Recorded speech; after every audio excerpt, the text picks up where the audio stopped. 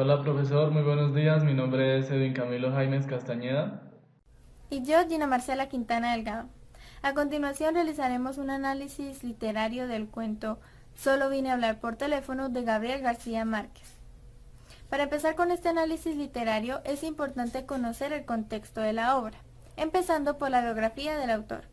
Gabriel García Márquez, conocido popularmente como Gabo o Gabito, nació en el pueblo de Aracataca, en Colombia, el 6 de marzo de 1927. Fue un gran escritor, periodista, editor y guionista de nacionalidad colombiana, reconocido como una de las más prominentes figuras de la generación del boom latinoamericano y como uno de los mayores exponentes del realismo mágico. A lo largo de su trayectoria laboral, obtuvo el Premio Nobel de Literatura gracias a su famosa obra Cien años de soledad. Tras una neumonía, Gabriel García Márquez fallece en México a la edad de 87 años el 17 de abril del 2014. Muy bien, y de su bibliografía podemos rescatar obras tales como Cien años de soledad, que fue publicada en 1967. También a lo largo de su carrera trabajó en bastantes novelas significativas, como bien podrían ser La hojarasca de 1955, El coronel no tiene quien le escriba, escrita en 1957 y publicada en 1961, El otoño del patriarca de 1975, Crónica de una muerte anunciada de 1981, y entre otras también están El amor en los tiempos del cólera, El general en su laberinto y Del amor y otros demonios.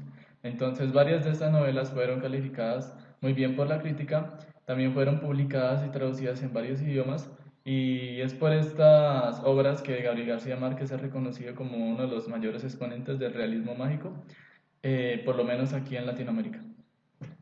Se puede decir entonces que todas esas obras, o en general el trabajo de Gabriel García Márquez, pertenece a dos movimientos literarios. El primero es el realismo mágico, corriente literaria que introduce hechos fantásticos e imposibles en argumentos cotidianos. Se utilizó para expresar los sucesos políticos, sociales y económicos que vivieron los autores en esa época, adornando los hechos con fantasía, magia y surrealismo.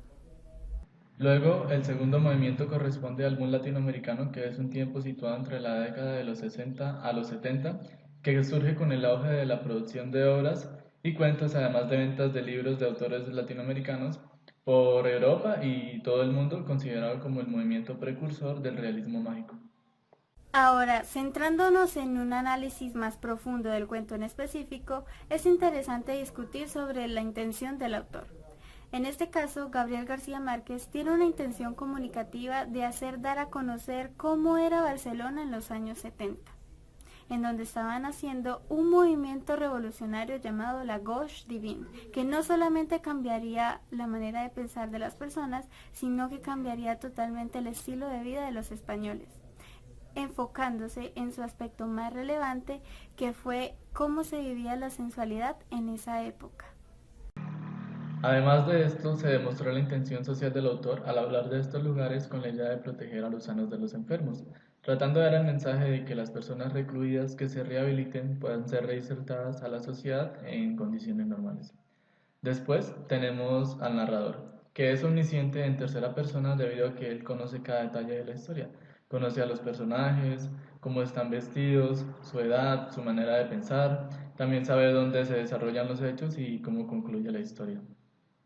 Hablando de la macroestructura del texto, el tema general de la obra se trata de una joven llamada María de la Luz Cervantes, la cual, por una causa bastante confusa, termina en un manicomio sin estar demente. Y luego el asunto trata de, como mi compañera acaba de decir, de una joven llamada Mariela Luz Cervantes, quien se dirigía hacia Barcelona para asistir a su esposo conocido como Saturno el Mago en una obra de magia, pero desafortunadamente su auto se avería a mitad de camino, a lo cual ella busca la forma de socorrerse con un auto que pase para así poder llegar al menos a un lugar donde ella pueda llamar a su esposo por teléfono y decirle que no podrá asistir. Entonces ella cuenta con la suerte de que pasa un autobús que, según el conductor, a donde él va puede llamar por teléfono, y pues ella se sube y cuando ya llegan al punto de destino, ella inocentemente ve a varias mujeres que están haciendo fila y pregunta que si es para llamar, pero en realidad es para entrar al sanatorio, a lo cual ella queda recluida dentro de él y ella ya después busca la manera de llamar a su esposo, pero las guardianas no la dejan, puesto que ellas creen que en realidad no necesita el teléfono, sino que tienen problemas mentales como las demás mujeres que están ahí dentro. Después de 8 semanas, ella por fin tiene éxito y logra llamar a su esposo, pero anteriormente el esposo había pensado que como María antes había sido infiel varias veces, pues él creyó que ella ya simplemente lo había cambiado, y él cuando María lo llamó, lo primero que le dijo fue que era una entonces ella se molestó. Después de esto, Herculina lo vio y ella buscó la manera de hablar con Saturno y decirle que fuera por ella.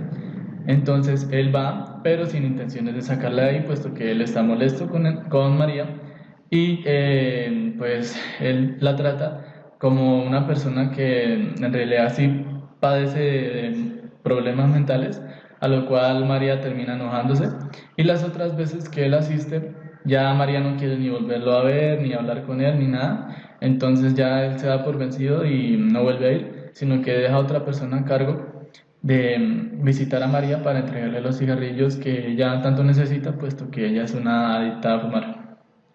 Después tenemos aquí la idea principal, que es de problemas conyugales por falta de confianza. Y nosotros creemos que es esto, puesto que, como podemos ver, María no confía en que Saturno va a ir a rescatarla, y Saturno piensa que María le está siendo infiel con otra persona.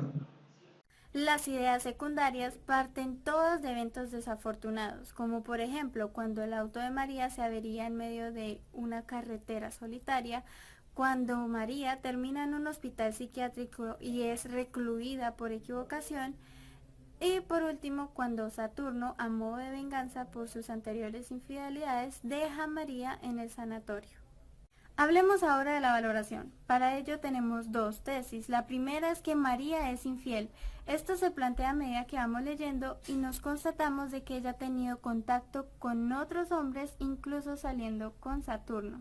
El autor lo sustenta en el párrafo que dice: María se desahogó sin pudor como nunca logró hacerlo con sus amantes en los tedios después del amor. La segunda tesis que tenemos es acerca de María y su obsesión con el cigarrillo. La forma en que se plantea es que desde el principio del cuento hasta que termina, María siempre ha estado acompañada de su adicción por el cigarrillo. Incluso Saturno se siente en la obligación de suplirle una cantidad de cigarrillos mientras ella está reclusa. La manera de sustentar esta adicción por parte del autor es en el párrafo cuando dice: se consoló después con los cigarrillos del papel periódico que algunas reclusas fabricaban con las colillas recogidas de la basura, pues la obsesión de fumar había llegado a ser tan inmensa como la del teléfono. Luego vendríamos hablando de lo que son los valores, y el primero vendría siendo compasión, puesto que esto se ve reflejado en el momento que el doctor habla con María y la trata de la manera que ella nunca había sido tratada, y ella se siente muy bien, puesto que en anteriores ocasiones cuando un hombre la trataba de una buena manera era porque lo hacían con intenciones de tener una relación con ella o de acostarse con ella. Luego, responsabilidad. Esto lo hemos reflejado cuando María hace lo posible por poder contactarse con su esposo Saturno, debido a que ella demostró bastante compromiso para poder asistir a su obra de magia, pero desafortunadamente no pudo. También podemos encontrar algunos antivalores en el cuento, tales como la traición y la injusticia. La traición por parte de María hacia Saturno al haberle sido infiel, claramente, y la traición por parte de Saturno hacia María al haberla dejado completamente sola en el sanatorio y al haberle hecho creer a todo el mundo de que ella estaba demente.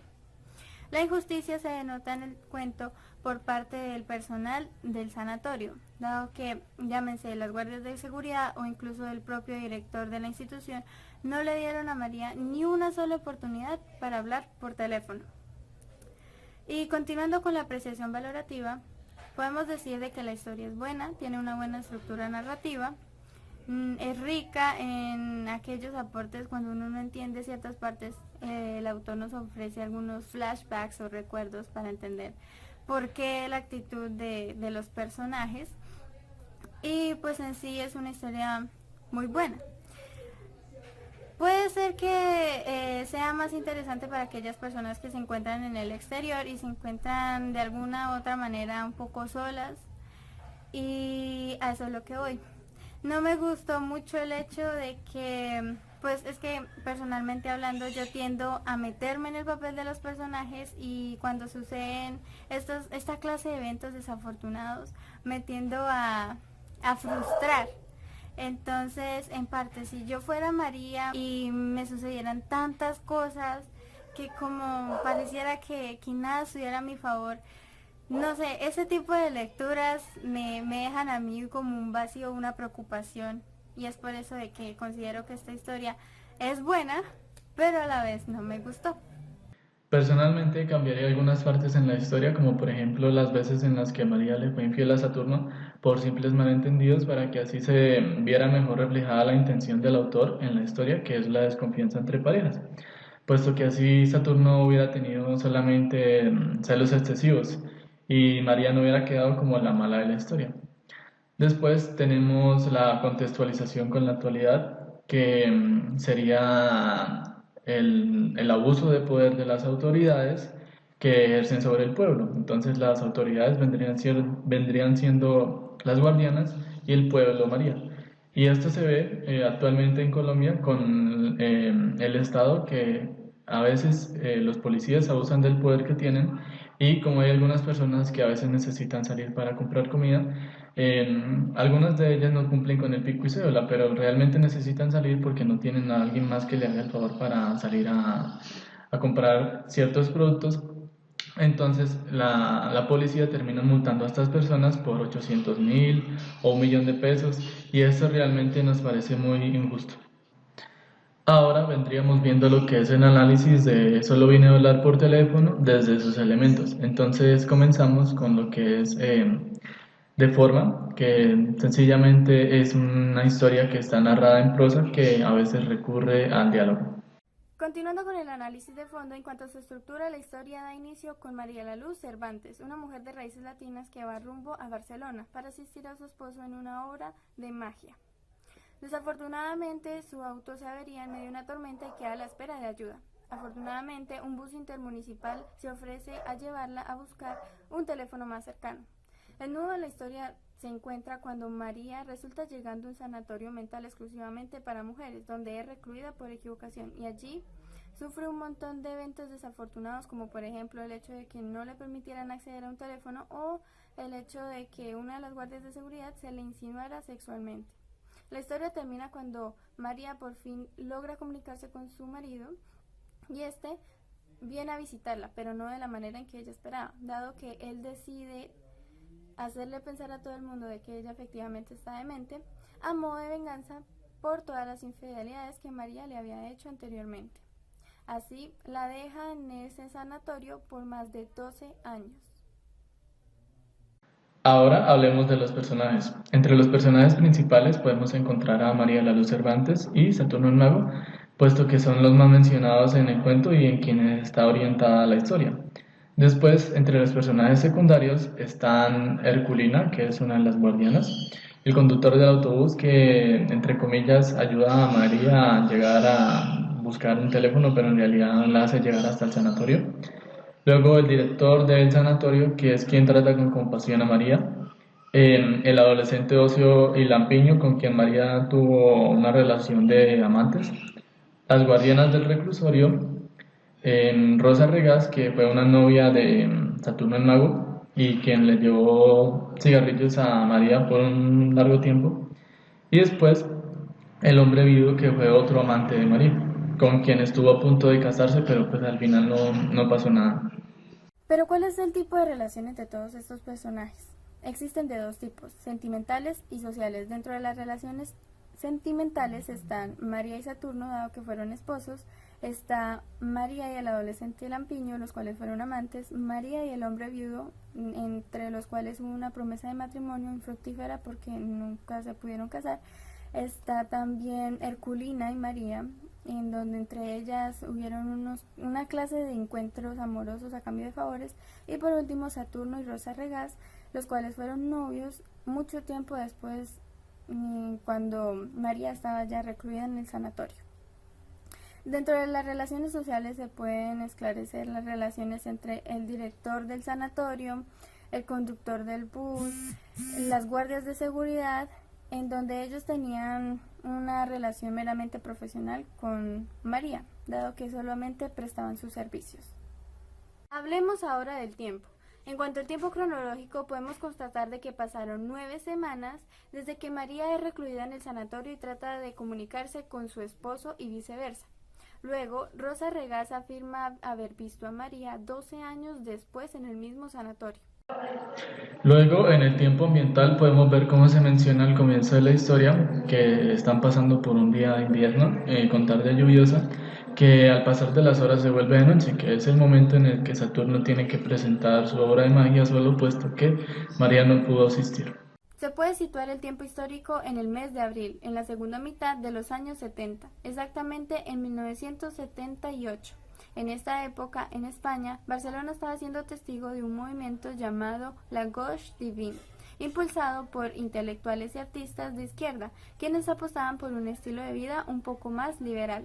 Una de las coincidencias más curiosas es que el personaje de Rosa Regaz, que aparece como personaje secundario ya casi terminando el cuento, en verdad existe. Se trata de una escritora española de 87 años de edad, quien es activista y testigo de este movimiento. Y para finalizar, hablaremos sobre el espacio, que el interno vendría siendo el Hospital Psiquiátrico Femenino, que es el lugar donde ocurren la mayoría de los hechos, y el externo, el desierto de Monegros, ubicado en Barcelona, lugar donde María y Saturno vivieron por mucho tiempo. Y pues ya eso es todo. Muchas gracias por su atención, profe. Hasta luego, profe, y que pase un buen resto de semana.